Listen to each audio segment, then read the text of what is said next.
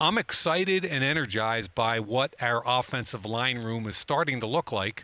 And I'm excited and energized because I think Tom Cable feels the same way. So we have all the respect in the world for Rodney and Gabe and Trent. But at this point, we made a conscious decision to try to get younger, maybe a little bit more athletic, and let's go. And I can't wait to see how we react. That was Raiders general manager Mike Mayock ahead of the 2021 NFL draft. And to break down what he discussed with you, his Adam Hill, our NFL writer, and I'm Heidi Fang. Adam, right there, Mike Mayock was saying he's energized about the offensive line, the changes that have been made on it. That's been an obvious, huge point of focus since they got rid of some of the key veterans on that line. What do you make of what he said, and how does what does that mean for their approach in the NFL draft? Well, I think it's important to note that it was very clear from the beginning of Mike Mayock's availability, and no surprise, he doesn't want to tip their hand for what they want to do. He's not going to come on there and say, yes, of course we need to take a right tackle because, you don't want to tell other teams what you want to do. You also don't want to, let the whole world know. You want to have a plan. Like, you want to go to the draft with a plan, but you also understand that those plans can change. And if there's not a tackle there that you like and you go in a different direction, what's going on there. So he wasn't going to give away anything specific of what the plans were. But an interesting note from Mike Mayock to just come right out and say, hey, we kind of like where our offensive line is. Yeah, sure, we got rid of some big names, but we got younger, more athletic. We got, quicker. We can do some different things on the offensive line than we could before. And he just busts out of nowhere. We really like Jared Jones-Smith, who the Raiders just signed, which I don't think anybody saw coming. And I don't know that anybody believes that that's the plan as the starting right tackle for next year. But an interesting side note that he threw out there during the conversation. Jared Jones-Smith, Adam, somebody who was on the practice squad last year, has some familiarity with the Raiders system, got into a few games as well. And Mike Mayock said that they're showing a lot of faith in guys that are already there. One of those names being Jeff Heath, another position of need that we have been talking about throughout leading up to the draft is the need for a free safety. And again, today, Mayock showing faith in Jeff Heath. What do you make of that statement? Again, not showing any cards of Mike Mayock. I think he's right. I don't think it's the end of the world if Jeff Heath is your starting safety, especially if you have talented players everywhere else.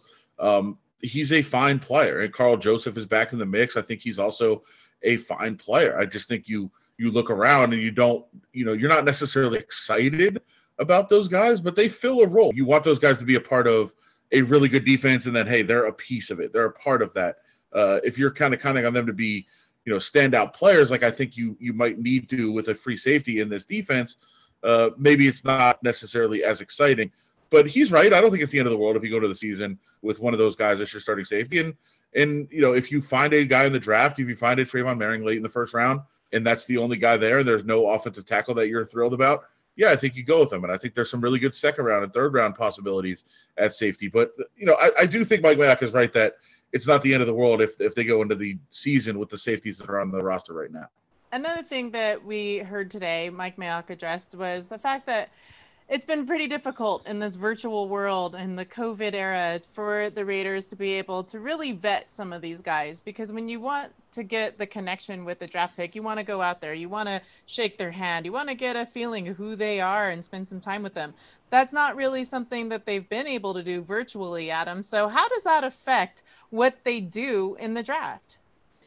Yeah, I think it does, particularly impact a team like the Raiders. I think it impacts every team, of course, in the league. Nobody can have an advantage in terms of how many times they see guys and how often they see them, that sort of thing.